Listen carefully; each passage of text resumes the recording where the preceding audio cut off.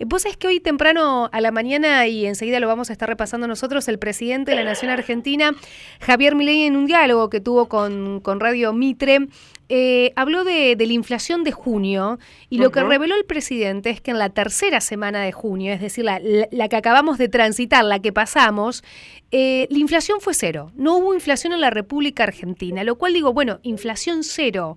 ¿Cómo se entiende esto? Vos sos economista, sos profesor universitario, nos vas a saber explicar muy bien esto de la inflación cero en la tercera semana de junio. Las cosas, ¿están funcionando?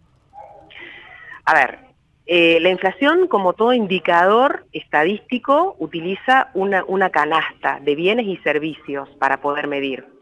Y entonces va mirando el comportamiento de todos esos precios.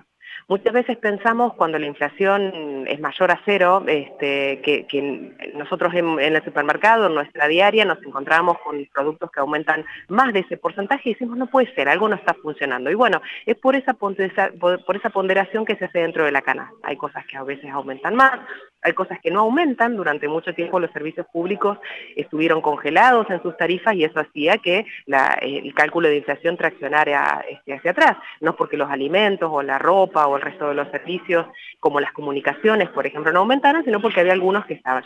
Y de hecho, con la estacionalidad hay algunos que tienden a bajar. Productos básicamente que tienen que ver con nuestra canasta alimenticia, en muchos casos van subiendo o van bajando dependiendo de la estacionalidad.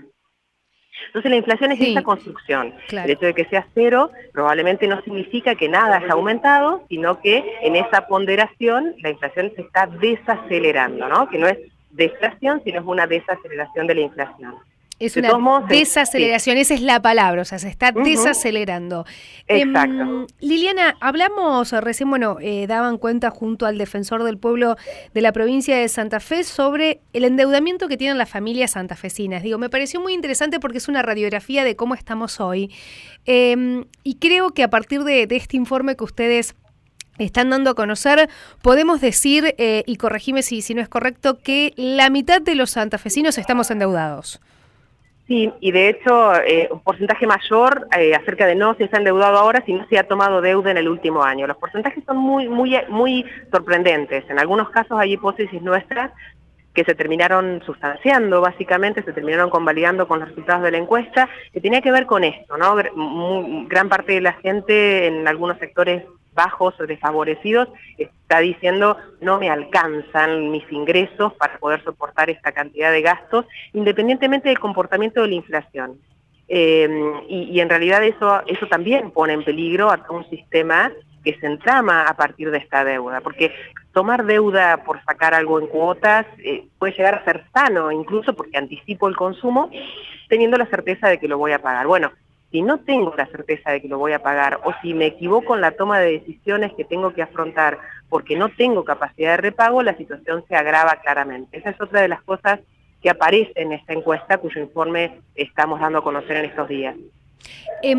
¿Con qué método nos endeudamos los santafesinos según lo que ustedes pudieron revelar a partir de estas encuestas? Pienso, ¿con créditos o con tarjeta de crédito o con qué otros mecanismos, si se quiere, Bueno, financieros?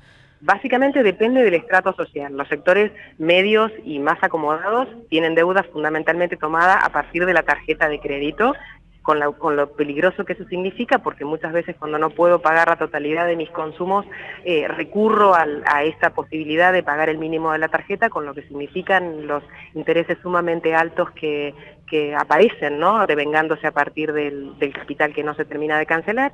Pero los sectores más bajos recurren a otras vías mucho más informales. Y esa informalidad a veces también es más peligrosa en términos de cobrabilidad o de morosidad, pero también es más insegura y la Claro. inseguridad implica, como nada es gratis, una tasa de interés más alta que la que termina siendo financiado por los comercios o por la misma tarjeta. Una de las cuestiones que yo destacaba recién en la conferencia que me llamó mucho la atención tiene que ver con el fiado, con el porcentaje de los sectores desfavorecidos que recurren a esto de la confianza en el pequeño comerciante y en el te lo pago después, Claro, ¿no? volvió la famosa libretita. Exactamente. ¿Y eso qué significa? Bueno, primero dos cosas. Una fuerte incidencia en el consumo de esos sectores en los negocios de cercanía, con la crisis se sabe recurrentemente que las segundas, terceras o cuartas marcas tienen mayor penetración en este tipo de comercio, entonces por eso empiezan a aparecer más fuertemente, porque se maneja otro tipo de precio, pero también la confianza de no pagar significa una mayor vulnerabilidad para el sector en sí. Una familia que deja de pagar ese comercio de cercanía, claramente está incumpliendo con su compromiso, pero el comercio está en mucho riesgo incluso de poder cerrar. Y eso también repercute negativamente en el barrio. Entonces hay una realidad que aparece con este fiado y con la posibilidad de morosidad que nos pone en otra situación de riesgo, ¿no? En términos sociales y económicos también. Liliana, digo, a partir de tu experiencia y demás, esto que ustedes están poniendo a consideración, este relevamiento, esta encuesta, que hablan del endeudamiento de los santafesinos, muestra a las claras un proceso de crisis que estamos atravesando en el país, porque pienso en otros endeudamientos que se han dado en tiempos de bonanza, de mejoras del país. Tal vez la gente, por ejemplo, se endeudaba para construir su casa, y acá vos nos estás contando que la gente se está endeudando, por ejemplo, para comprarse un par de zapatillas, digo.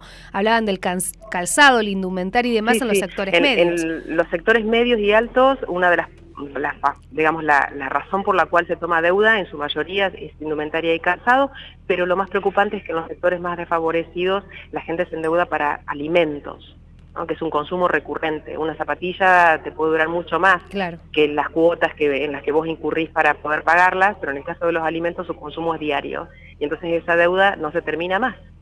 Con lo cual, la verdad es que creo que los resultados dejan claro ese comportamiento distinto que se tiene según el grupo de pertenencia en términos sociales, y por lo tanto cuál es la repercusión que esto puede tener. Claramente es una forma de una crisis que estamos teniendo en este momento, crisis que probablemente con algunos indicadores de inflación un poco más alentadores nos permitan tener una perspectiva más favorable de comportamiento, pero eso significa que todavía hay cuestiones de educación financiera y cuestiones específicas de política pública vinculadas a las entidades financieras que tenemos que empezar a abordar.